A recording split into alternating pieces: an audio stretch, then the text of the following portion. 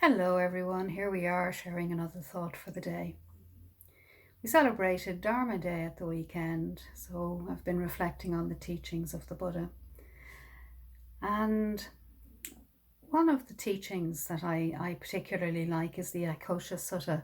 It's a story I often tell people, both Buddhist and non-Buddhists, because, well, people can relate to it even in the 21st century. And in this story, the Buddha is met by a particular Brahmin who is not at all pleased with him because somebody from his caste has joined the Buddha's Sangha. So this particular Brahmin decides that he's going to go and have a word with the Buddha, give him a piece of his mind. So he meets the Buddha and he starts berating him, he insults him, he curses him, and he's just downright rude to him. And of course, amid all of that, he's using plenty of harsh speech. And the Buddha just listened. And then eventually, when the Brahmin was finished, the Blessed One said to him, well, what do you think, Brahmin? Do friends or relatives, colleagues, do they come to visit you? And the Brahmin said, yes, of course they do. And the Buddha said, well, when they come, do you give them food? Do you give them drink? Do you give them hospitality? And the Brahmin said, yes. And the Buddha said, if they refused your food, whose food would it be? And the Brahmin said, well, it would be my food. And of course, I'm sure you know where this story is going now. So then the Buddha said, and I'm going to read what the Buddha said.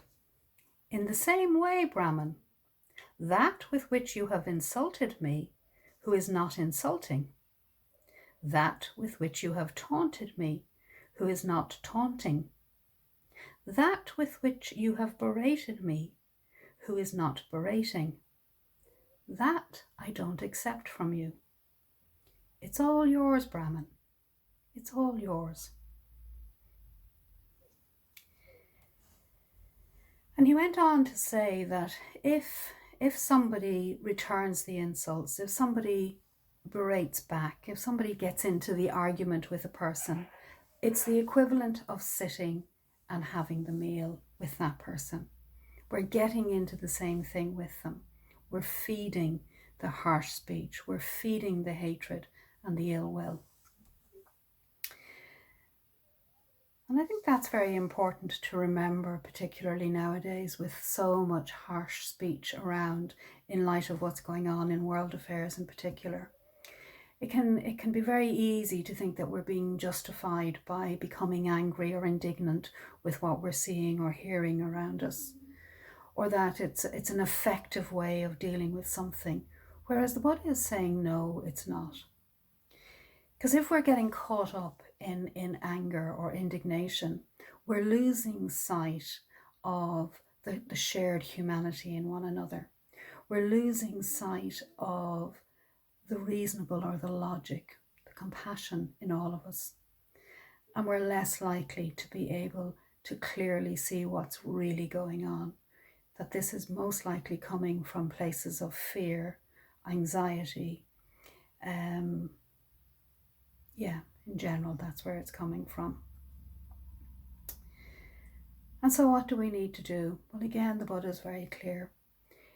In many of the teachings, in many of the stories that I've looked at recently, he comes back to the issue of mindfulness, that we need to be mindful, we need to be present, we need to stop and pay attention to what's unfolding, and then we can choose what to do.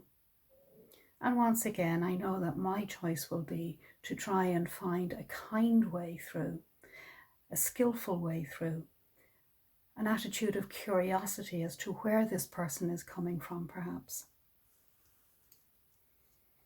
And I'm just going to read the last part of a verse that the Buddha said in the sutta.